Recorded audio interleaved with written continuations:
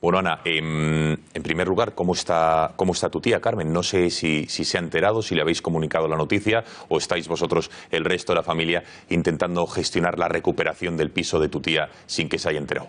No, ella está al tanto de todo. Estamos intentando pues gestionar lo mejor posible todo sin que ella sufra. Porque, claro, es una situación bastante angustiosa y tampoco la viene bien a ella. ¿Cómo está? Entonces, si la habéis enterado, ¿cómo le sentó la noticia? Bastante mal.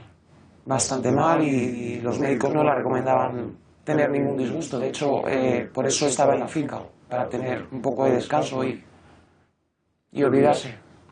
Con lo cual se sigue fuera de Madrid intentando desconectar y tú estás al frente de la gestión para intentar recuperar la casa, ¿no? Sí, bueno, ella ahora mismo está en Madrid. Está en Madrid. Está en Madrid. Ana, no sé, decías en el reportaje que no sé si al final habéis cambiado y lo habéis hecho, pero creo que no habéis ido a la casa a intentar hablar con la familia para hacerles intentar que entren en razón, diciendo que tu tía es invidente, que acaba de ser operada de un tumor en la carótida. ¿Habéis hablado con esta familia ocupa o no? No, no lo hemos intentado tan siquiera. ¿Por qué? Porque tenemos miedo. Tenemos miedo. Es una familia de etnia gitana y no sabemos cómo pueden responder. También es la primera vez que te enfrentas a esto, nunca piensas que te va a pasar a ti. No sabemos cómo actuar. Que llamasteis a la policía, entiendo. Ayer decías que os enterasteis a las 9:15 de la noche, acudió la policía. ¿Y qué es lo que pasó? ¿Qué es lo que hizo la policía y qué os ha recomendado? La policía municipal logró finalmente que ellos abrieran la puerta, abrió una mujer embarazada con 3 niños menores y lograron identificarla con el DNI y poco más. No nos dejaron ni pasar porque se considera allanamiento de morada, aun siendo propietarios de esa casa. Una vez que hay menores, ya no puedes entrar. La justicia es así. Pero tú, Ana, o no sé, o a lo mejor algún otro familiar, ¿fuisteis con la policía a intentar hablar con esta familia ocupa o no? Con la policía, pero ellos dijeron que llevaban viviendo allí ya 15 días. Cuando hace 15 días la casa no estaba vacía. Entiendo que dentro del interior del piso estaba todo lo de tu tía Carmen, lo de su hermana y lo de su cuñado. Es decir, todas nuestras pertenencias, todas. ¿Y cómo está el piso, por lo que pudisteis ver o por lo que desde la puerta, porque no pudisteis ver más, pero si estaban todos vuestros enseres personales, todo lo de material, entiendo que nevera, comida, ¿cómo está? ¿Qué sabéis del interior? La verdad que mi madre no llegó a ver nada del interior del piso porque la pareja de municipales estaban delante de ella y ella no quería tampoco que le vieran la cara, ni que le identificaran de ninguna manera. Pero no sabemos el estado en el que está el piso. Ana, vamos a ver, hemos ido al piso, nos han abierto y hemos conseguido un compañero hablar con esta familia y este es el ocupa y este es el testimonio, la historia que nos cuentan de lo que han hecho. Veamos. ¿Qué sois los nuevos vecinos? Sí. ¿Cuánto tiempo lleváis aquí? Una semana. El piso que habéis ocupado, sabéis que es de una señora que es invidente, ¿no? Está ciega la mujer. No, yo no sé nada, pero yo no sé nada. Estaba precisamente en casa de un familiar. Estaba precisamente recuperándose. ¿Sabes? O sea, es una mujer mayor, ya, ¿sabes? La pobre, ¿sabes? ¿Has estado mucho tiempo? Yo tengo que hablar con este hombre. ¿Con quién? Con mi hermano. En realidad, ¿Ese que te lo ha conseguido?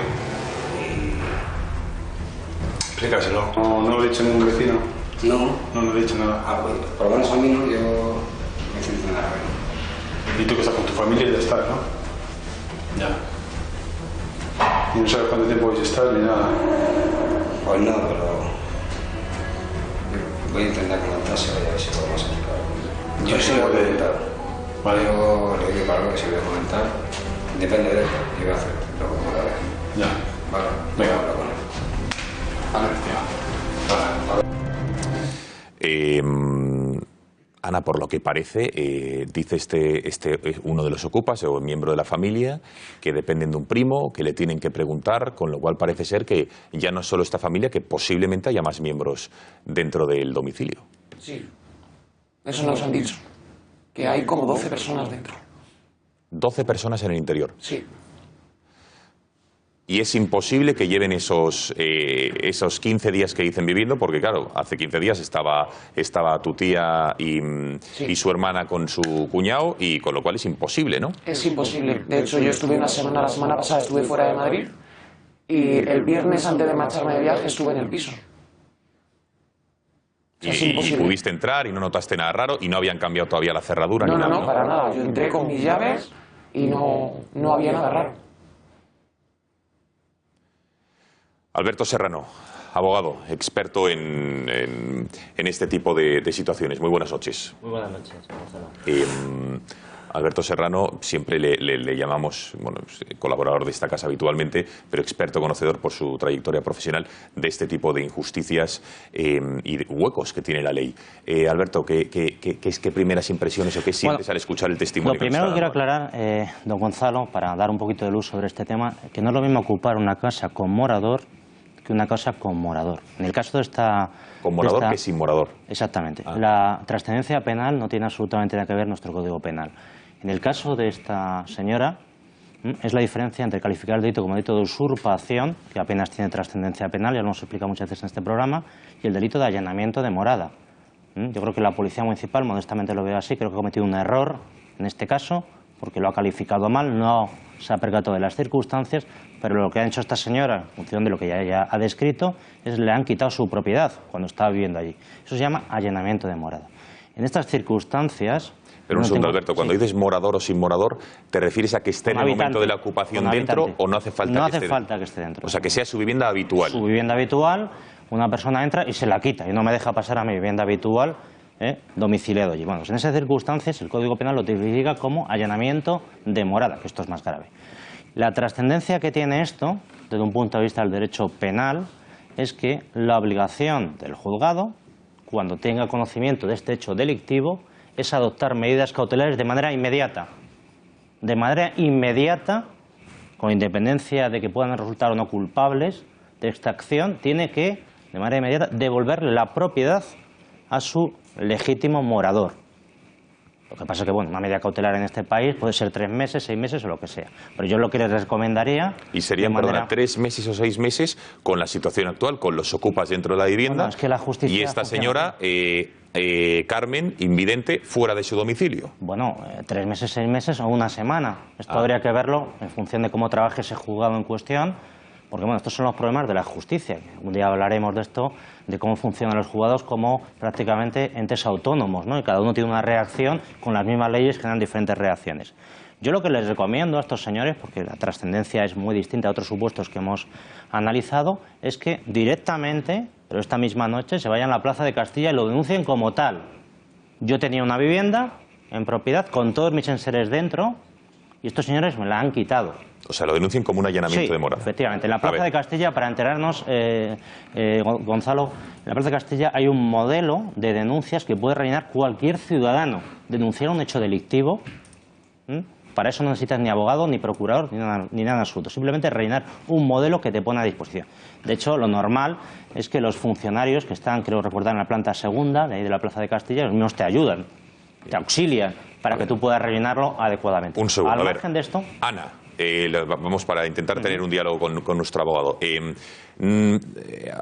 Llamasteis a la policía. No sé si habéis emprendido algún otro tipo de acción o de medida más allá del hecho de denunciarlo ante la policía. De momento no, porque en cuanto interpusimos la denuncia dijeron que hoy mismo, esta mañana temprano, iba la denuncia a los juzgados de Plaza Castilla. Ellos han perdido tiempo porque la policía, ante esa situación, lo denuncian a su vez en los juzgados. Ellos tienen que haber ido directamente al juzgado a denunciarlo y se hubiera agilizado un poquito más el procedimiento. Bien. Al margen de esto, Gonzalo, yo soy partidario siempre, que a lo mejor un compañero me mata, pero soy partidario de tratar de negociar. Todo es negociable. De negociar directamente con los ocupas. Directamente con estos señores. Y sobre lo que ha comentado la señora, bueno, todos los ocupas son potencialmente peligrosos, no nos engañemos.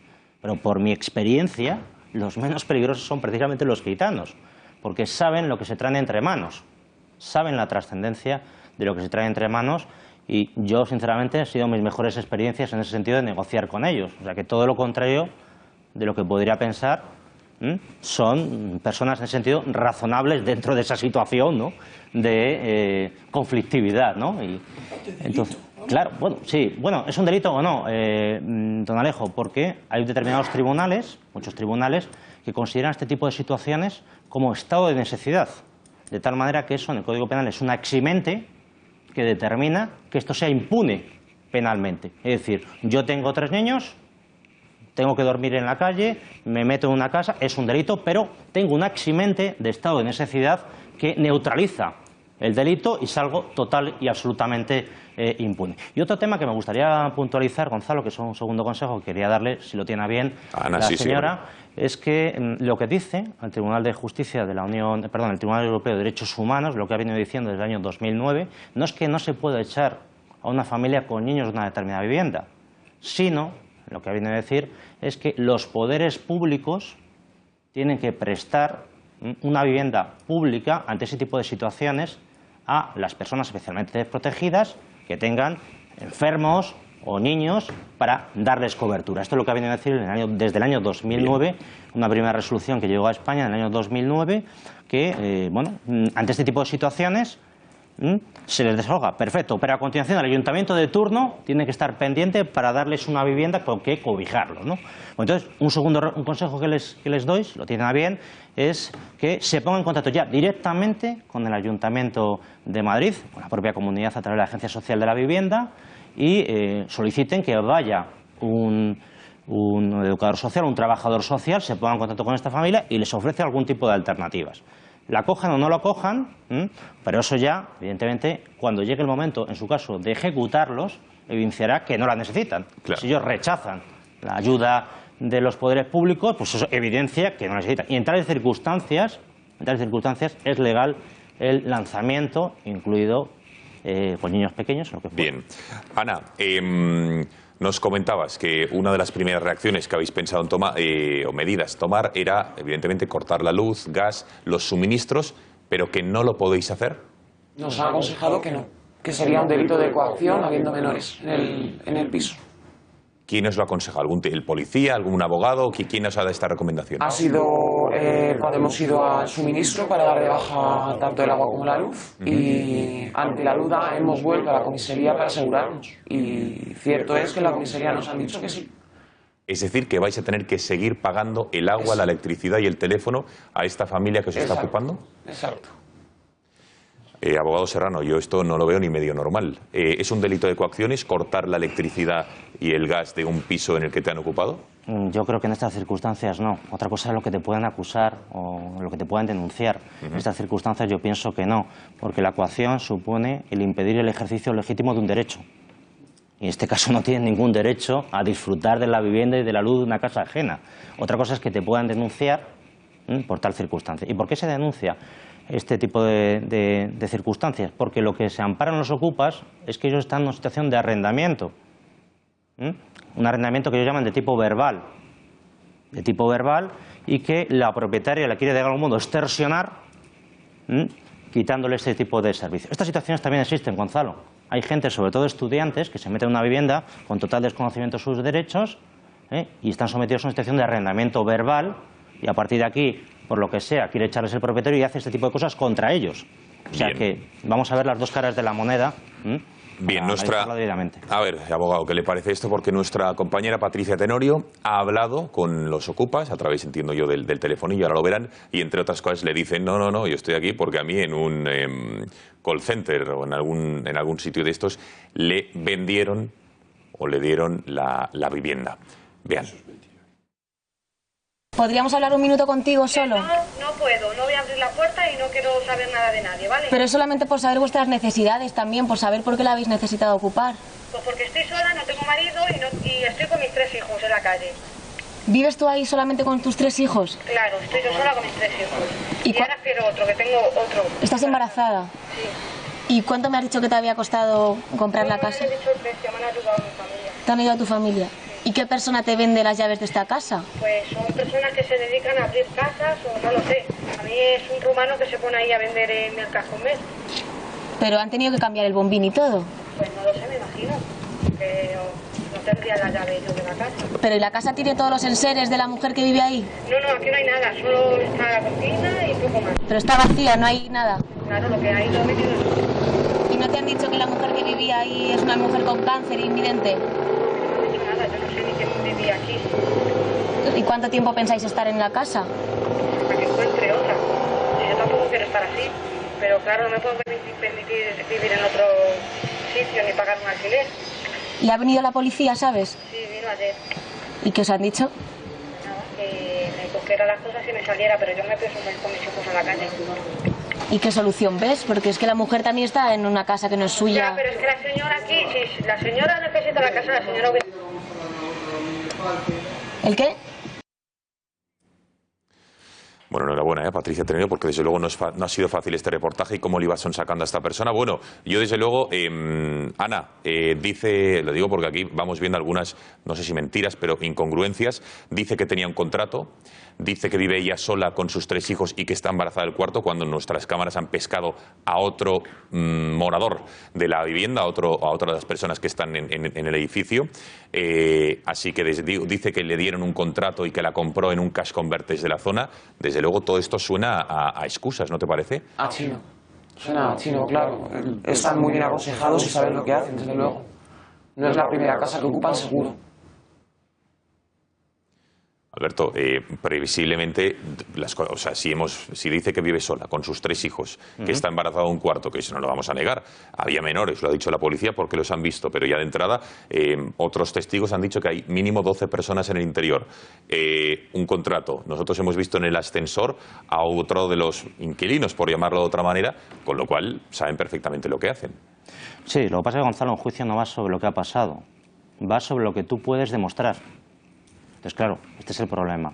Ellos van a generar pruebas de algún modo a la medida y establecer su propia versión y tendrá que contrarrestarla adecuadamente con testificar de otros vecinos o lo que puedan tener a su disposición. A mí lo que me preocupa de esta situación, que es lo que quiero poner el acento, no es tanto en la figura del ocupa, que en la inmensa mayoría, los que yo he podido observar, son gente desgraciada, por así decirlo, sino estos mafiosos que hoy por hoy, estos mafiosos que dedican a localizar viviendas y dárselos a estos otros señores, hoy por hoy no tienen ninguna trascendencia penal, no tienen ninguna trascendencia punitiva lo que hacen ellos, porque todos coincidiremos que estos señores ocupas tienen que ir fuera. Ahora, directamente a la cárcel la señora con sus niños, pues yo sinceramente no lo veo.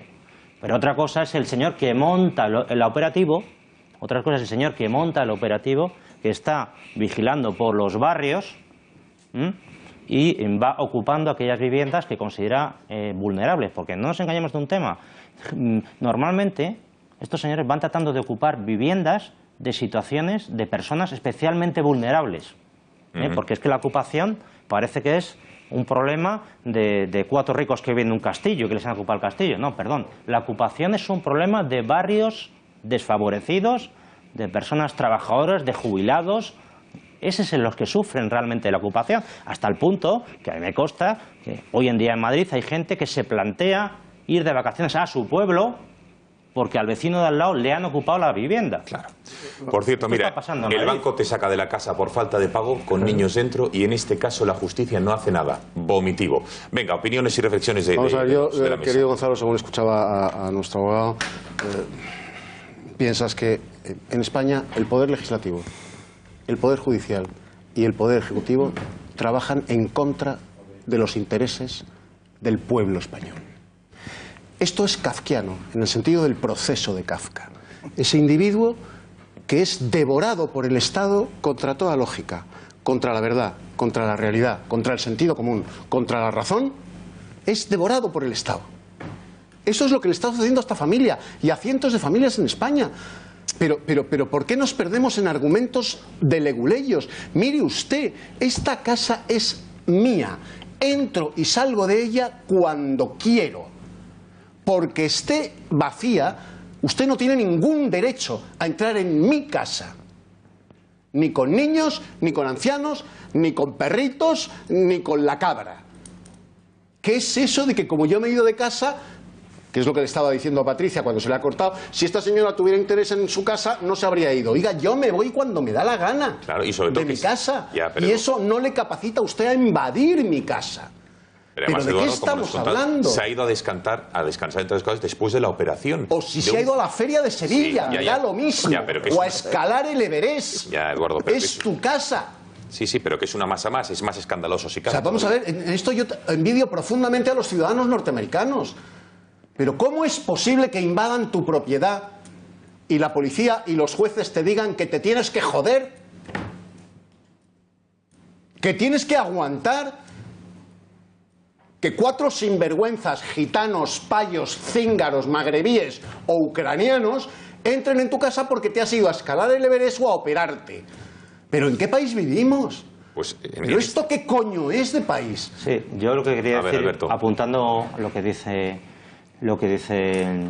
Eduardo, es que, bueno, lo que reclama Eduardo es que la propiedad tuviera una protección urgente, preferente por el mundo del derecho. Es que la policía tenía que estar capacitada. Oiga, mire, acaba de entrar en mi casa una Claro. familia de cíngaros Correcto, o de ucranianos. correcto. Y sacarlos a patadas en el culo, la policía. Eso sería una protección En el minuto urgente. 1. Te pongo un ejemplo de lo que es una protección urgente. Hay ciudadanos extranjeros ¿Pero de qué que se estamos les va a hablando? expulsar y a continuación se localiza un juez y el juez paraliza el avión para que no se expulsen esos ciudadanos extranjeros esto y es se de- vele por sus es de derechos. locos. Y se paraliza un avión en mitad de un aeropuerto. Esto pasa habitualmente. Entonces, ¿cuál es el problema de la propiedad? Lo hemos comentado muchas veces, Gonzalo, que no es un derecho fundamental en la Constitución. Un derecho fundamental supone que es un derecho especialmente protegido. Este no es el caso de la propiedad. Las leyes que tenemos lo protegen insuficientemente y protegen otro derecho fundamental, ese sí, que es el domicilio. El domicilio es sagrado en este país, pero la propiedad no. Y luego tenemos un tercer problema que le Es va que a en este encantar país al todo es Alejo. mentira. Sí. Un Estado que Y no luego, protege bueno, a sus claro, ciudadanos y el tercer es un problema- Estado que no merece la pena. ¿Cuál es el Que tercer hay que problema? derrumbarlo. Le va a encantar a don Alejo. Tenemos un servicio público de la justicia especialmente deficiente. ¿Y por qué? Don Alejo siempre ha hablado de la duplicidad de funciones, duplicidad de órganos. Bueno, en el caso de la justicia no hay duplicidad, no hay triplicidad, hay cuadriplicidad de poderes públicos metidos en un juzgado. Y lo explico rápidamente. El juez depende del Consejo General del Poder Judicial. Los funcionarios dependen o del Estado o de la comunidad autónoma. El secretario judicial, actual letrado de la Administración de Justicia, del Ministerio de Justicia. Y la policía judicial, en muchos casos, son policías locales que dependen del municipio. 4 poderes públicos tratando de coordinarse para dictar esa resolución judicial que finalmente acabe en el lanzamiento y la recuperación de la propiedad. Usted Lo que comprenderá tiene que que esto no puede ser eficiente. Martu, un momento, venga. Martu, por favor. Es de locos. Estando de acuerdo con todo lo que se ha dicho en la mesa, es verdad que el Estado, cuando quiere, por ejemplo, hubo un tiempo en España que vivir de alquiler, había profesionales del impago de alquiler, ¿no? Sí. Y gente que se metía en tu casa, no te pagaba el alquiler y tardabas 2 o 3 años en echarlo y te dejaban.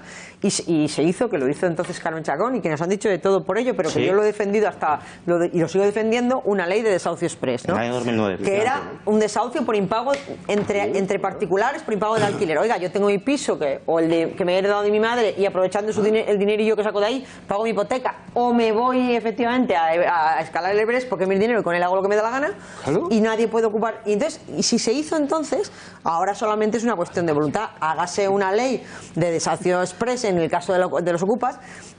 De un lado, esto es sencillo de hacer. Se hizo aquello, a imagen y semejanza de aquello, hágase esto. Pero me parece otra cosa más importante.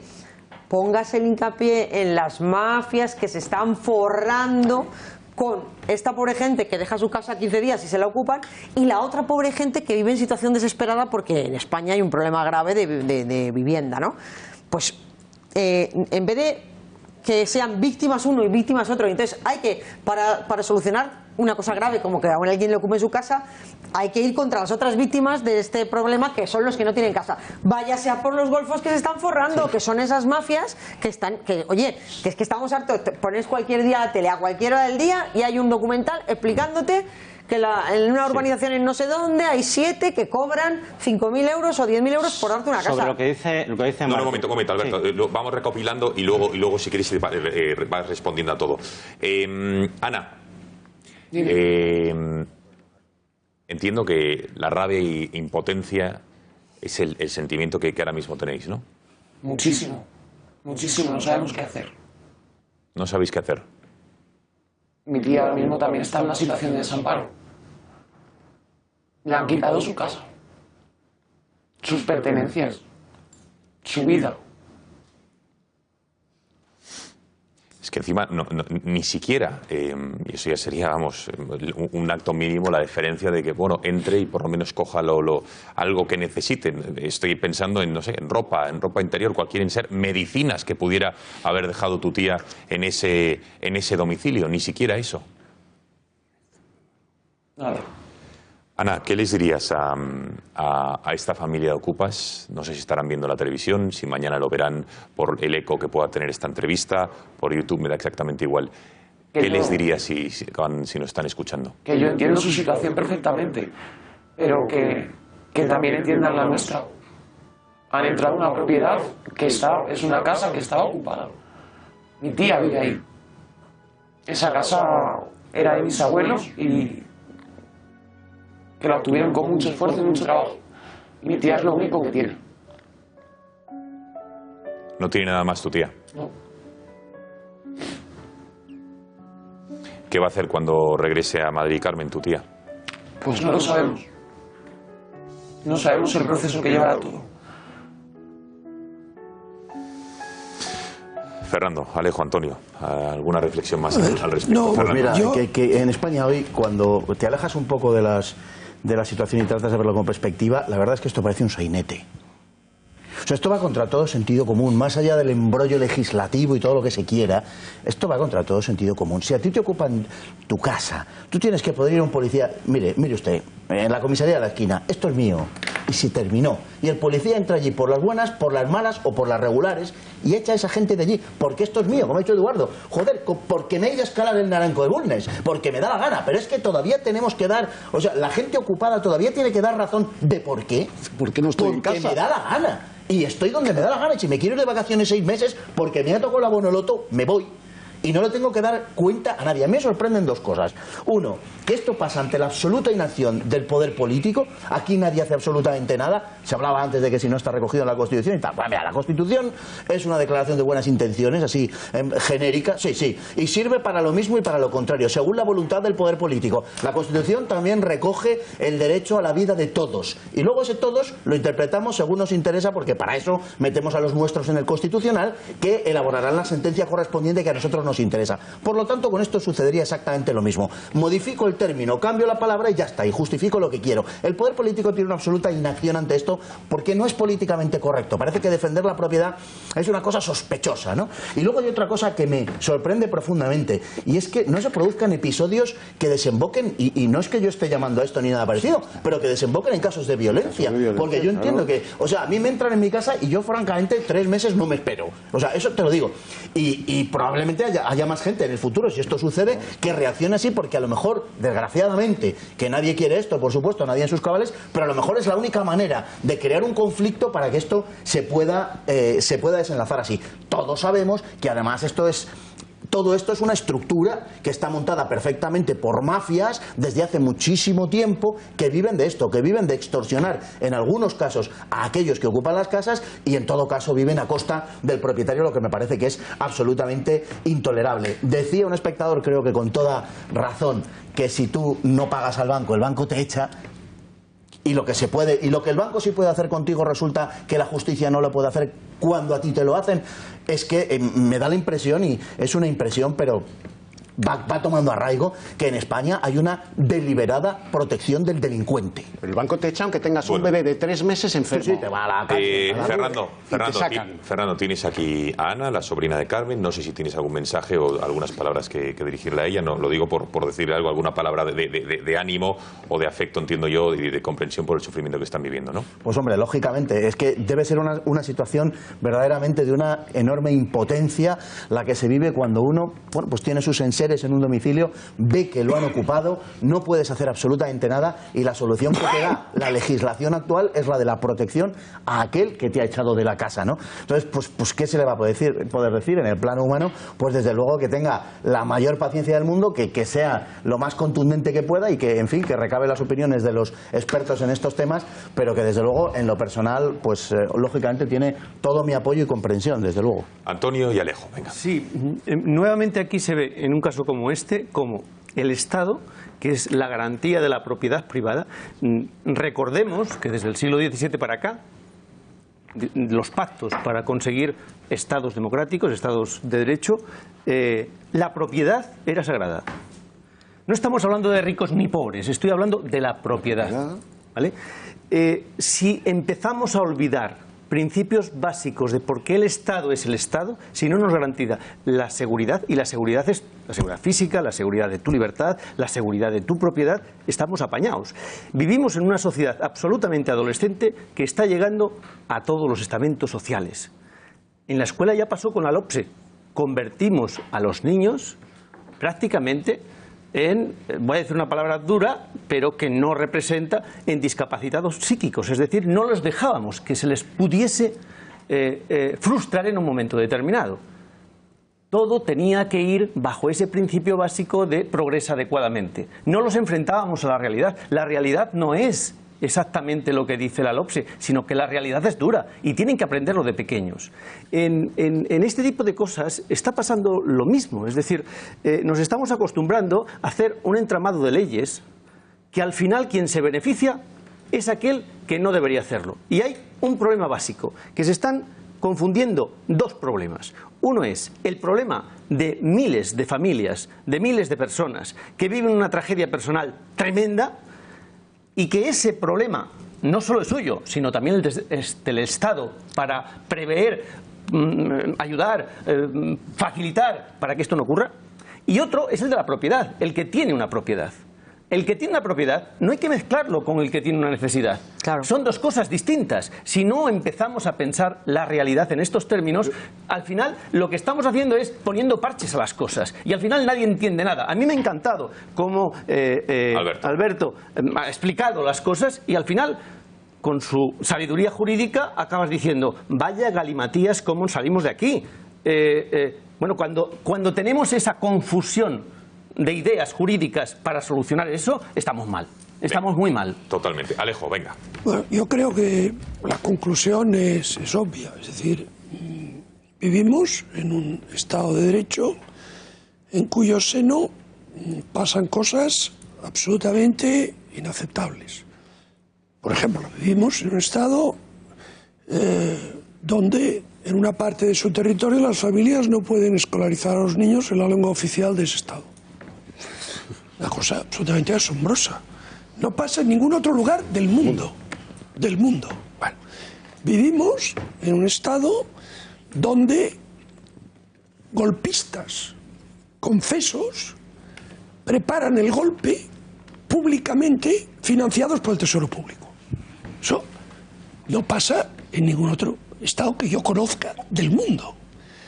Y vivimos en un Estado donde una honrada familia que tiene una vivienda ve cómo unas personas totalmente ajenas a esa familia ocupan por la vía fáctica y violenta, porque tienen que forzar la puerta y sustituir la cerradura, con todas sus propiedades dentro, y el Estado protege a aquellos que han cometido esa tropelía.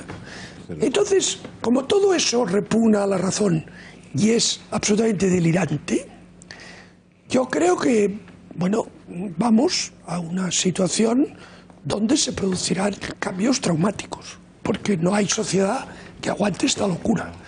En lo que se refiere al caso de Ana, dramático, sí, en fin, escandaloso que nos ocupa esta noche, la solución es tan fácil como que el Congreso de los Diputados tome conciencia del problema, el Gobierno o un grupo parlamentario presente, si es el Gobierno, un proyecto de ley, si es un grupo, una proposición de ley, donde se dote a las fuerzas de seguridad del Estado y a los jueces de la capacidad y de la obligación de reaccionar de manera inmediata, de tal forma que en un plazo de 48 horas se ha devuelto la vivienda al propietario.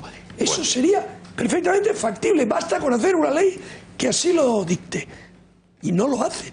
Entonces, claro, ante tal desidia del Estado, lo único que podemos hacer, aparte de indignarnos, es, como digo, pues prepararnos, porque aquí va a pasar algo. Sin duda. Falta de voluntad política que tendrá consecuencias. Ana, muchísimo ánimo. No dudes el apoyo de este grupo de comunicación. Vamos a seguir siendo el altavoz de tu caso, del caso de tu madre, del caso de tu tía Carmen, para que esta injusticia se resuelva cuanto antes. Te ruego que le des un abrazo a tu tía, a tu madre, y desde luego todo el apoyo lo tenéis desde este medio de comunicación. Gracias por haber estado y haber sido tan valiente en este caso denunciando esta tropelía que os está ocurriendo. Gracias, buenas noches y toda la suerte del mundo. Muchas gracias.